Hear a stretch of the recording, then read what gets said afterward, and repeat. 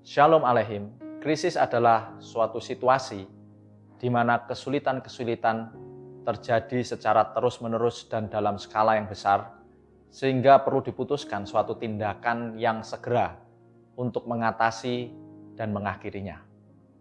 Krisis bisa terjadi dalam berbagai bidang, ekonomi, keuangan, kesehatan, politik, dan lain sebagainya.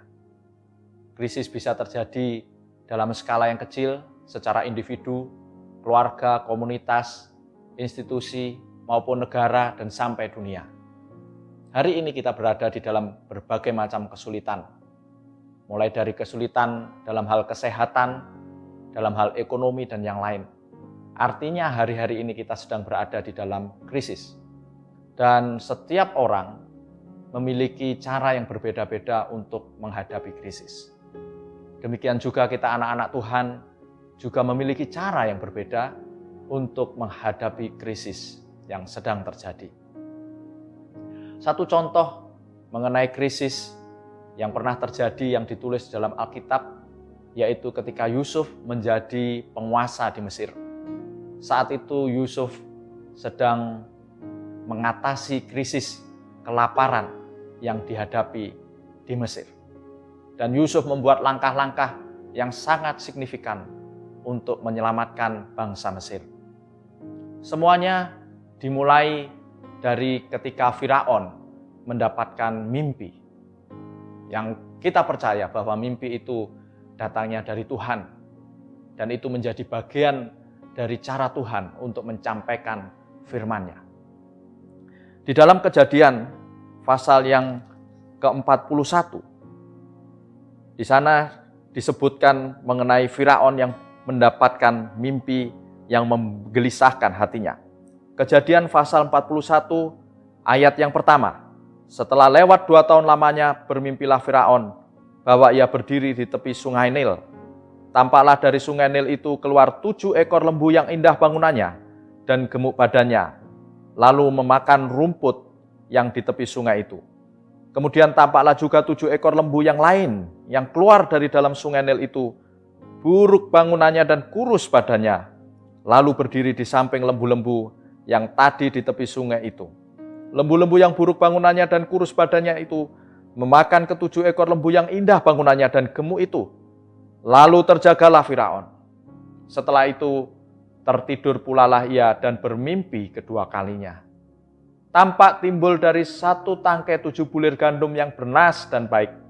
Tetapi kemudian tampaklah juga tumbuh 7 bulir gandum yang kurus dan layu oleh angin timur. Bulir yang kurus itu menelan ke-7 bulir yang bernas dan berisi tadi. Lalu terjagalah Firaun. Agaknya ia bermimpi. Dan kemudian mimpi itu menggelisahkan dia. Firaun gelisah karena Firaun tidak mengerti apa artinya. Lalu juru minuman tampil. Dia ingat bahwa 2 tahun yang lalu dia juga bermimpi dan seorang Ibrani mengartikan mimpinya. Dan kemudian arti mimpi itu sesuai, tepat terjadi pada dirinya. Dia dikembalikan pada jabatannya. Lalu Firaun meminta kepada juru minuman itu untuk memanggil orang Ibrani tersebut. Dan orang Ibrani tersebut adalah Yusuf. Yusuf datang menghadap kepada Firaun. Dan kemudian Firaun berkata kepada Yusuf, dalam ayat yang ke-15 dikatakan begini, aku telah bermimpi dan seorang pun tidak ada yang dapat mengartikannya. Tetapi telah kudengar tentang engkau hanya dengan mendengar mimpi saja engkau dapat mengartikannya. Dan Yusuf menjawab, bukan sekali-kali aku melainkan Allah juga yang akan memberitakan kesejahteraan kepada tuanku Firaun. Kemudian Firaun menceritakan mimpinya. Dan Yusuf kemudian mengartikan mimpi itu. Di dalam Kejadian 41 ayat yang ke-28 dikatakan demikian, inilah maksud perkataanku ketika aku berkata kepada tuanku Firaun, Allah telah memperlihatkan kepada tuanku Firaun apa yang hendak dilakukannya. Ketahuilah tuanku, akan datang 7 tahun kelimpahan di seluruh tanah Mesir. Kemudian akan timbul 7 tahun kelaparan. maka akan dilupakan segala kelimpahan itu di tanah Mesir. Karena kelaparan itu mengurus keringkan negeri ini. Sesudah itu akan tidak kelihatan lagi bekas-bekas kelimpahan di negeri ini. Karena kelaparan itu, sebab sangat hebatnya kelaparan itu. Sampai 2 kali mimpi itu diulang bagi tuanku Firaun. Berarti hal itu telah ditetapkan oleh Allah. Dan Allah akan segera melakukannya. Jadi ini krisis yang luar biasa sampai masa kejayaan atau masa kelimpahan itu tidak ada lagi bekasnya. Memang kadang krisis yang kita hadapi itu membuat hal-hal di masa lalu, keberhasilan di masa lalu itu hilang sama sekali. Tidak pernah nampak bahwa pernah ada keberhasilan, pernah ada kelimpahan, pernah ada kesuksesan. Krisis membuat segala yang baik hilang. Dan itu yang diperingatkan oleh Yusuf kepada Firaun. Dan kemudian Yusuf berdasarkan arti dari mimpi itu, berdasarkan mimpi Firaun, dan berdasarkan arti dari mimpi itu, Yusuf menyarankan di dalam ayat yang ke-33, oleh sebab itu baiklah tuanku Firaun mencari seorang yang berakal budi dan bijaksana, dan mengangkatnya menjadi kuasa atas tanah Mesir. Baiklah juga tuanku Firaun berbuat begini, yaitu menempatkan penilik-penilik atas negeri ini. Dan dalam ke-7 tahun kelimpahan itu memungkut 1/5 dari hasil tanah Mesir. Mereka harus mengumpulkan segala bahan makanan dalam tahun-tahun baik yang akan datang ini. Dan di bawah kuasa tuanku menimbun gandum di kota-kota sebagai bahan makanan serta menyimpannya. Demikianlah segala bahan makanan itu menjadi persediaan untuk negeri ini dalam ke-7 tahun kelaparan yang akan terjadi di tanah Mesir, supaya negeri ini jangan binasa karena kelaparan itu. Berdasarkan mimpi itu dan artinya, Yusuf membuat rencana-rencana yang harus dilakukan untuk mengatasi masa 7 tahun kelaparan yang akan datang setelah 7 tahun kelimpahan. Berdasarkan mimpi itu dibuatlah rencana jangka panjang. Dan memang itulah yang kemudian dilakukan oleh Yusuf setelah Yusuf diangkat oleh Firaun menjadi penguasa atas Mesir. Dan apa yang dilakukan oleh Yusuf ini hal yang belum pernah dilakukan sebelumnya. Dan ini hal yang luar biasa. Di dalam Kejadian pasal 41 ayat 9 dikatakan demikian, demikianlah Yusuf menimbun gandum seperti pasir di laut, sangat banyak sehingga orang berhenti menghitungnya karena memang tidak terhitung. Ini hal yang luar biasa. Yusuf melakukan hal di luar normal karena situasi yang dihadapi juga di luar normal. Memang krisis adalah situasi yang tidak normal, di luar normal. Yang seringkali kita perlu melakukan tindakan-tindakan di luar normal. Tetapi yang ingin kita belajar dari Yusuf adalah, dari mana Yusuf mulai menangani krisis itu? Dari mimpi Firaun. Memang Yusuf tidak mendapat mimpi sendiri. Seperti dahulu kala, dia sering mendapatkan mimpi dan itu menimbulkan iri dari saudara-saudaranya. Yusuf memang tidak mendapatkan mimpi sendiri. Seperti ketika dia mengartikan mimpi juru minuman dan juru roti dari Firaun. Dia tidak mendapatkan mimpi itu sendiri. Tetapi dia mengartikan mimpi itu sendiri. Dan kemudian mimpi itu juga menjadi penting baginya. Sama seperti dengan ketika Firaun bermimpi. Mimpi itu datang kepada Firaun. Dan kemudian Yusuf mengartikannya. Dan berdasarkan arti itu, Yusuf mengambil langkah-langkah. Allah di zaman dulu bisa berfirman melalui berbagai cara, termasuk melalui mimpi. Itu adalah cara Allah untuk berfirman. Allah bisa menampakkan dirinya lewat suara, dan kali ini melalui mimpi. Dan Yusuflah yang mengartikan mimpi itu sebagai firman Tuhan. Yusuf mulai mengatasi krisis itu dengan kembali kepada Tuhan dan firman-Nya.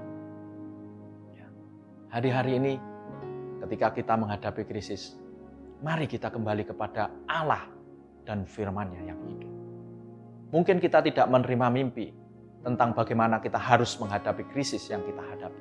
Krisis apapun. Di dalam keluarga kita, komunitas kita, institusi di mana kita ikut di dalamnya, negara kita. Krisis apapun, mari kita mulai dengan kembali kepada Allah dan firman-Nya. Ini menjadi sangat penting sekali. Ya. Kembali kepada Allah dan firman-Nya. Karena Allah lah yang mengetahui masa depan kita. Allah lah yang mengetahui langkah-langkah yang akan kita ambil di depan. Di dalam Amsal pasal yang ketiga. Amsal pasal yang ketiga ayat yang pertama.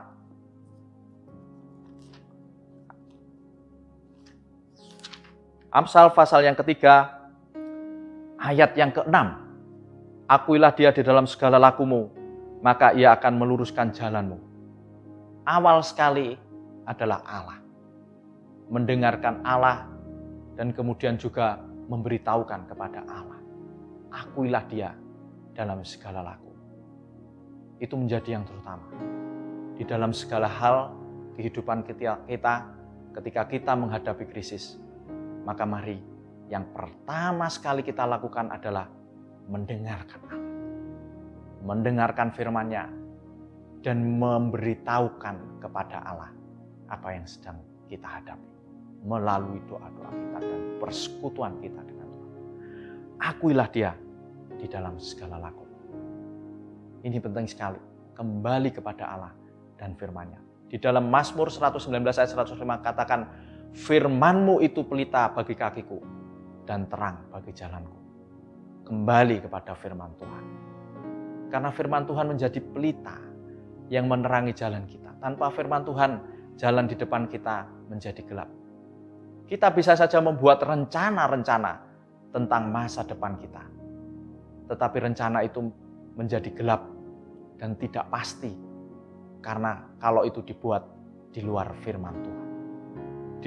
Dibuat tidak berdasarkan firman Tuhan.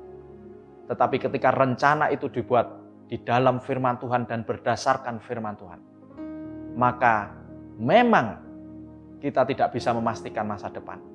Tetapi Allah yang memiliki masa depan itu yang akan memastikannya buat kita. Karena firman Tuhan berisi tentang rencana-rencana Allah bagi manusia. Bukan hanya saat ini, bukan hanya beberapa tahun ke depan, tetapi sampai kepada kekekalan. Maka itu kita harus, setiap kali kita harus kembali kepada Allah dan firman-Nya. Dan membawa rencana kita masuk ke dalam rencananya. Membawa rencana kita di dalam terang firman Tuhan. Agar setiap langkah hidup kita ke depan selalu diterangi dan diarahkan sampai kepada kekekalan. Mengapa kita juga harus kembali kepada Allah? Karena di dalam Amsal pasal yang ke-19, kita baca di dalam Amsal pasal yang ke-19.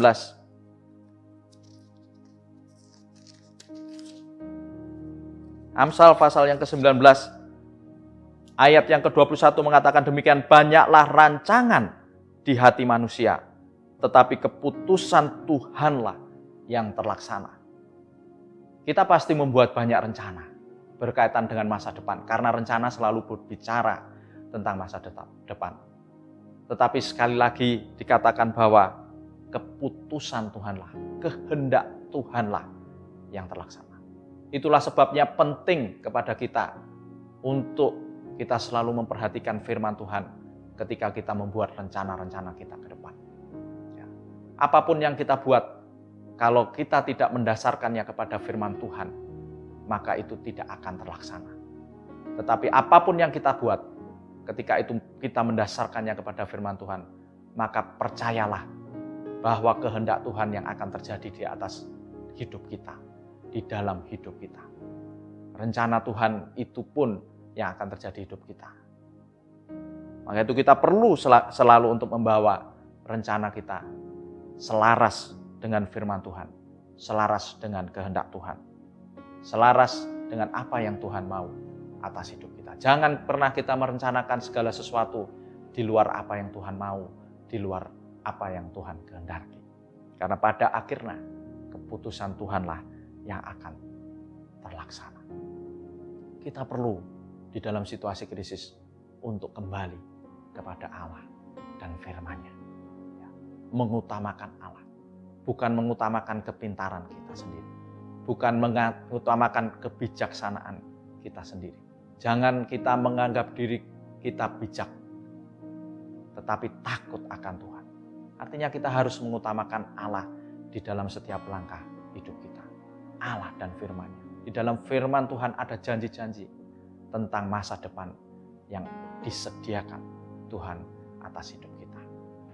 Langkah pertama ketika kita menghadapi krisis adalah kembali kepada Allah dan firman-Nya. Dan itulah yang dilakukan oleh Yusuf. Yusuf tidak membuat rencana berdasarkan prediksinya sendiri. Tapi Yusuf membuat rencana berdasarkan apa yang dia terima dari Tuhan. Kita membuat rencana juga tidak berdasarkan atas hikmat kita sendiri. Tapi kita membuat rencana berdasarkan apa yang Tuhan mau kita lakukan atas hidup kita. Di dalam krisis apapun di dalam hidup kita, mari kita kembali kepada Allah dan kembali kepada firman Tuhan. Baru setelah itu kita melangkah dengan langkah-langkah kita berikutnya. Kita perlu membuat perencanaan, tentu di dalam terang firman Tuhan. Kita membuat rencana yang komprehensif, yang menyeluruh. Bagaimana caranya? Dengan bertanya kepada yang ahli. Di dalam Amsal pasal yang ke-15, ya. Amsal pasal yang ke-15. Amsal pasal yang ke-15 ayat yang ke-22. Rancangan gagal kalau tidak ada pertimbangan, tetapi terlaksana kalau banyak penasihat. Kita perlu banyak bertanya mengenai apa yang kita rancangkan kepada orang-orang yang memiliki keahlian di dalam bidang itu. Kita tentu tidak memiliki keahlian dalam banyak hal. Ya, kita mungkin ahli di dalam satu hal, tetapi tidak ahli di dalam hal lain. Karena itu kita perlu bertanya kepada orang yang ahli di dalam hal lain tersebut untuk menutupi kekurangan kita. Mungkin kita tidak cukup bertanya pada satu orang. Mungkin 2 orang, 3 orang, 4 orang, 5 orang. Kita melakukan brainstorming. Kita bertanya, mengumpulkan informasi sebanyak mungkin dan kemudian kita olah untuk menjadi sebuah rencana yang lengkap, yang celahnya ditutup oleh keahlian-keahlian dari orang lain tersebut. Ya.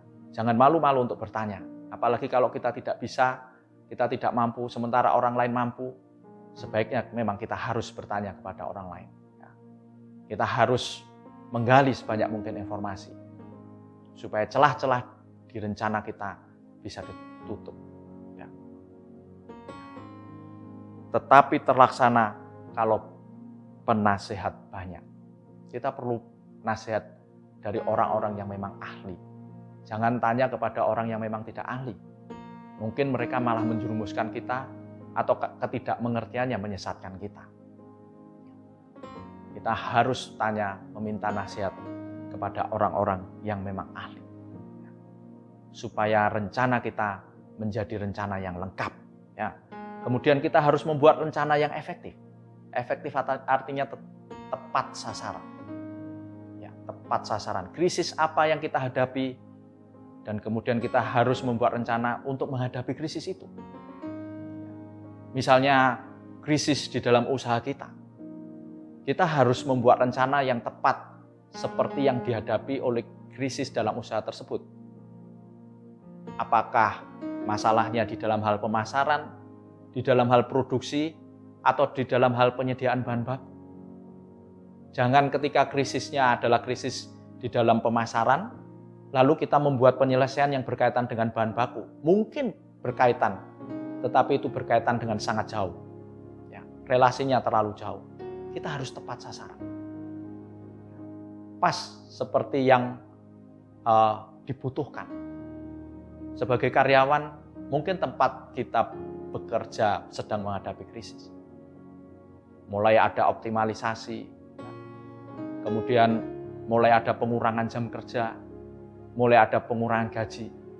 Dan sebagai karyawan yang hidupnya tergantung kepada perusahaan di mana tempat kita kerja, kita harus melakukan langkah-langkah sebagai pribadi. Ya.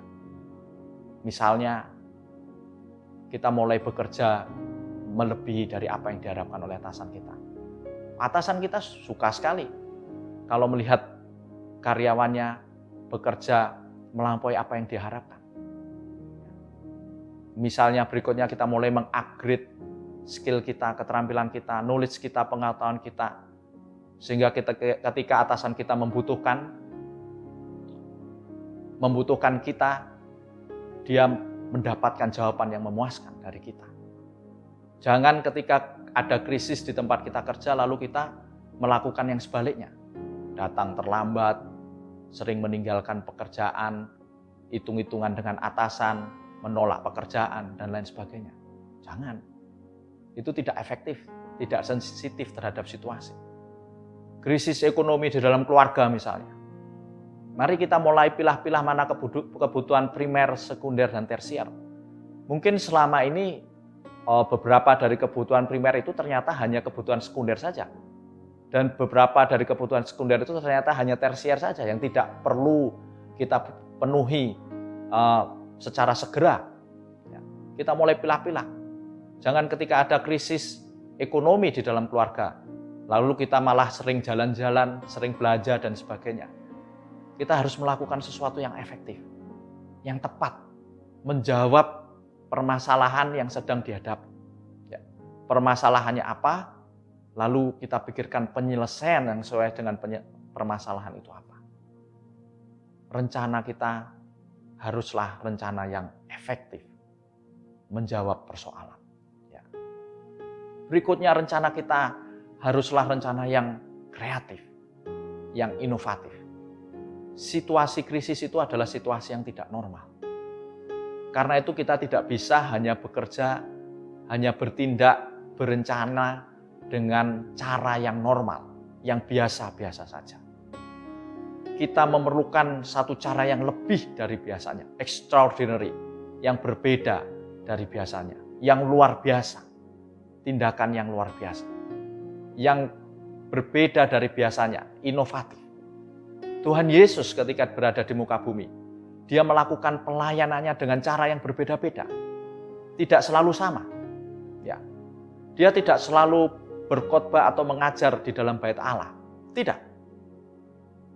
Dia bisa berkhotbah di atas bukit, di perahu, di tempat terbuka, dimanapun dia bisa melakukan itu. Tuhan Yesus juga tidak selalu berdoa di dalam tempat ibadah. Dia bisa berdoa dimanapun dan waktu kapanpun yang beliau mau lakukan. Ini satu reformasi ibadah dan reformasi doa. Tuhan Yesus juga tidak selalu menyembuhkan dengan cara yang sama. Menyembuhkan orang buta, kadang-kadang dengan meletakkan tangan di mata orang itu dan menempelkan lumpur di matanya. Tapi di lain waktu, beliau hanya mengucapkan sepatah kata. Membangkitkan orang mati juga demikian. Ada kalanya beliau meletakkan tangan di atas peti jenazah. Ada kalanya beliau menggandeng tangan gadis kecil. Tetapi di lain waktu, dia hanya mengatakan sepatah kata waktu membangkitkan Lazarus. Selalu berbeda di dalam situasi yang berbeda. Menyesuaikan dengan situasi. Demikian juga ketika kita membuat rencana-rencana untuk menghadapi krisis yang adalah situasi yang tidak normal, kita perlu kreatif dan inovatif. Jangan terpaku pada satu cara. Ini memang sulit. Ini memang sulit. Tetapi ada nasihat yang baik. Ada nasihat yang baik berkaitan dengan hal ini. Kita memang perlu hikmat untuk menghadapi krisis ini. Perlu kreativitas, perlu inovasi-inovasi, perlu berpikir out of the box. Berbeda daripada yang lain untuk menghadapi krisis ini. Memang tidak mudah, kita perlu hikmat. Tapi jangan khawatir. Untuk hal-hal yang semacam ini, Tuhan membuka tangannya untuk menolong kita. Di dalam Yakobus pasal 1 ayat 5 katakan, tetapi apabila di antara kamu ada yang kekurangan hikmat, hendaklah ia memintakannya kepada Allah yang memberikan kepada semua orang dengan murah hati dan dengan tidak membangkit-bangkit. Pernahkah kita berdoa untuk meminta hikmat kepada Tuhan? Seringkali kita berdoa lebih banyak untuk dipenuhi kebutuhan sehari-hari, kesehatan. Jarang sekali orang berdoa untuk meminta hikmat. Tetapi penting kita berdoa untuk meminta hikmat meminta kecerdasan untuk mengatasi situasi-situasi sulit, meminta Allah memberikan pikiran yang penuh kreativitas dan inovasi. Ini penting sekali. Itulah sebabnya kita penting sekali untuk memulai setiap hari-hari kerja kita dengan berdoa, menyerahkan segala perkara kepada Tuhan, dan meminta Tuhan sendiri yang memimpin hati, pikiran, dan langkah-langkah kita, agar Tuhan sendiri yang mengendalikan dan memberikan hikmat untuk menghadapi segala sesuatu. Ya. Penting sekali kita untuk membuat rencana-rencana yang inovatif. Kita tidak bisa terus menggunakan cara yang sama untuk menghadapi situasi yang berbeda. Kita akan ketinggalan dengan orang lain yang selalu berlomba-lomba untuk membuat cara yang baru. Ya, membuat cara yang baru. Di dalam Amsal, pasal yang pertama, ayat yang ke-7. Amsal pasal yang pertama, ayat yang ke-7. Dikatakan demikian. Takut akan Tuhan adalah permulaan pengetahuan, tetapi orang bodoh menghina hikmat dan didikan. Jadi kita perlu takut akan Tuhan. Jangan menganggap dirimu sendiri bijak, tetapi takutlah akan Tuhan. Itu Amsal pasal yang ketiga. Karena memang takut akan Tuhan adalah permulaan dari hikmat. Kalau kita menganggap diri sendiri bijak, itu artinya kita tidak takut akan Tuhan. Dan artinya kita tidak akan mendapatkan hikmat. Atau kita berjalan dengan hikmat kita sendiri. Hikmat kita terbatas. Tetapi kalau kita kembali kepada Tuhan. Takut akan Tuhan itu artinya kita kembali kepada Tuhan. Mengutamakan Tuhan. Maka itu adalah permulaan dari pengetahuan. Permulaan daripada hikmat. Kata kuncinya adalah kembali kepada Tuhan dan firman-Nya. Bukan kembali kepada kemampuan kita sendiri. Kepada kekuatan kita sendiri. Kepada hikmat kita sendiri. Tapi kembali kepada Tuhan dan kepada firman-Nya. Setelah kita membuat rencana-rencana, ya, rencana yang komprehensif, rencana yang kreatif dan inovatif, rencana yang efektif, maka kita menjalankan rencana tersebut. Dan ada satu prinsip yang penting di dalam Amsal pasal yang 16, ya, ayat yang ketiga dikatakan demikian. Serahkanlah perbuatanmu kepada Tuhan, maka terlaksanalah segala rencanamu. Ketika kita menjalankan rencana kita, kembali kita menyerahkan kepada Tuhan. Ya. Bagaimanapun rencana kita dibuat berdasarkan apa yang kita tahu hari ini. Rencana kita terbatas. Karena itu kita perlu di dalam setiap step, setiap tahapan untuk selalu kembali kepada Tuhan. Ketika rencana yang komprehensif, yang inovatif tadi sudah siap, ya, kita kembali serahkan kepada Tuhan. Serahkanlah perbuatanmu, apa yang kita lakukan. Mari kita lakukan segala sesuatu di dalam nama Tuhan Yesus. Di dalam nama Tuhan Yesus. Serahkanlah perbuatanmu kepada Tuhan. Maka terlaksanalah segala rencanamu. Karena memang di awal tadi kita membuat rencana di dalam terang firman Tuhan. Di dalam terang rencana Allah yang kekal. Maka ketika melaksanakannya pun kita juga kembali menyerahkan kepada Tuhan. Ini artinya di setiap tahapan di dalam hidup kita, kita harus kembali kepada Tuhan. Harus selalu dekat dengan Tuhan. Jangan pernah kita jauh kepada Tuhan di dalam setiap tahapan hidup kita. Ya. Setiap langkah kita mulai dengan kembali kepada Tuhan. Langkah yang baru lagi, kita mulai dengan kembali kepada Tuhan. Selalu kembali kepada Tuhan. Ya. Rencana sudah kita buat, sudah kita laksanakan. Dan kita perlu terus memonitor. Apakah rencana itu sesuai? Apakah pelaksanaan itu masih sesuai dengan rencana kita? Ada nasihat yang berharga mengenai hal ini. Ya, kita perlu memonitor apakah masih sesuai, karena kalau tidak sesuai kita harus segera mengembalikannya kepada jalurnya yang benar. Di dalam Galatia pasal yang kelima, Ayat yang keempat dikatakan demikian, baiklah tiap-tiap orang menguji pekerjaannya sendiri, maka ia boleh bermegah melihat keadaannya sendiri dan bukan melihat keadaan orang lain. Sebab tiap-tiap orang akan memikul tanggungannya sendiri. Ya, ini memang perikop di Galatia pasal yang ke-6, ayat yang ke-5 ini bicara tentang saling membantu di antara saudara seiman. Tetapi di sini disebutkan tentang menguji pekerjaan sendiri. Ya, menguji pekerjaan sendiri. Artinya setelah kita melakukan segala sesuatu, kita perlu menguji apakah yang kita kerjakan ini masih sesuai dengan rencana kita semula atau tidak. Ya. Dan kita fokus kepada apa yang kita kerjakan. Ya. Jangan kita ikut campur urusan orang lain. Kalau kita sedang mengerjakan sesuatu yang penting buat diri kita sendiri, mari kita fokus. Jangan bingung dengan apa yang dilakukan orang lain. Fokus dan lihatlah apakah yang kita kerjakan ini memang sesuai. Ya, sesuai dengan rencana awal. Ya. Sebab tiap-tiap orang akan memikul tanggungannya sendiri. Kita punya tanggung jawab sendiri yang harus kita selesaikan. Kadang-kadang kita sibuk ngurusi apakah orang lain melakukan tanggung jawabnya atau tidak, kita lupa dengan tanggung jawab kita sendiri. Bahwa ada pekerjaan-pekerjaan yang harus kita monitor, yang harus kita awasi, harus kita cek. Ya, ada diri sendiri yang harus kita urus. Ada rencana diri sendiri yang harus kita selesaikan. Ada rencana keluarga kita yang harus kita selesaikan. Ada rencana-rencana dalam pekerjaan kita harus kita selesaikan. Mari kita bertanggung jawab, kita selesaikan.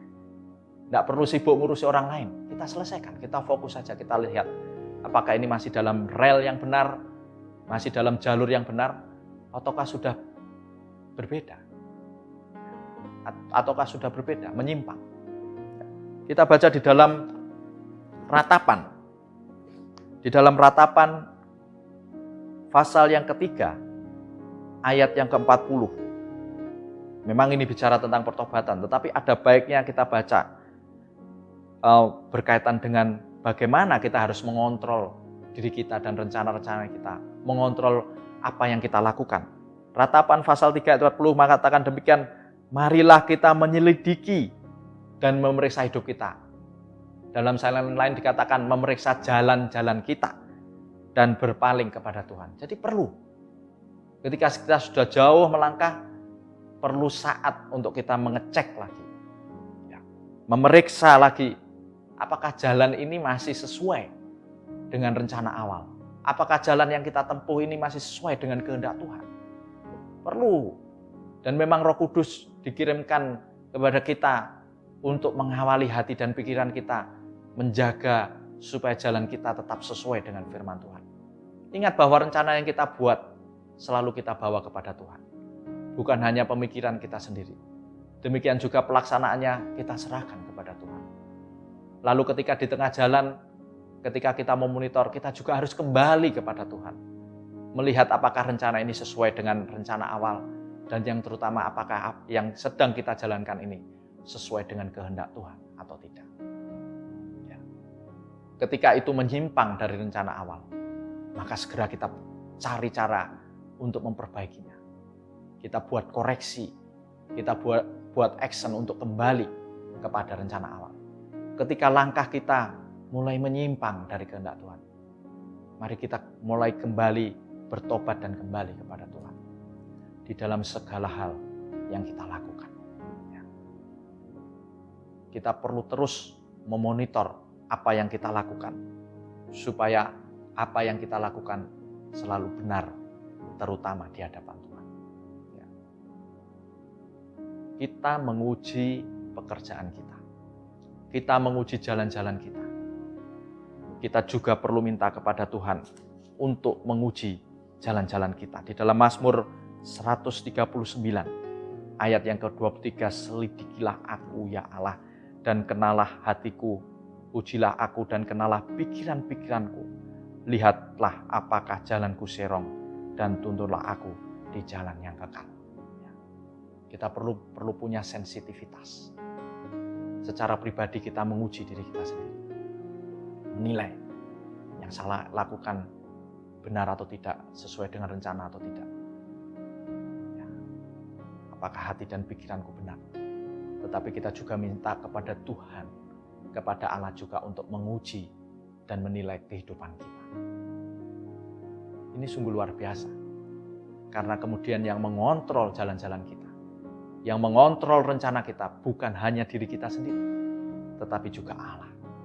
Ya. Yang kemudian mengembalikan kita kepada jalannya juga Allah. Yang menuntun kembali kepada jalan yang kekal juga Allah. Yang kita buat di dunia ini bukan hanya berhenti di dunia ini, tetapi juga sampai kepada kekekalan. Setiap tahapan di dalam kehidupan kita, di situ Allah ada. Dan yang terutama, mari kita memulai segala sesuatu dari Allah dan firman-Nya.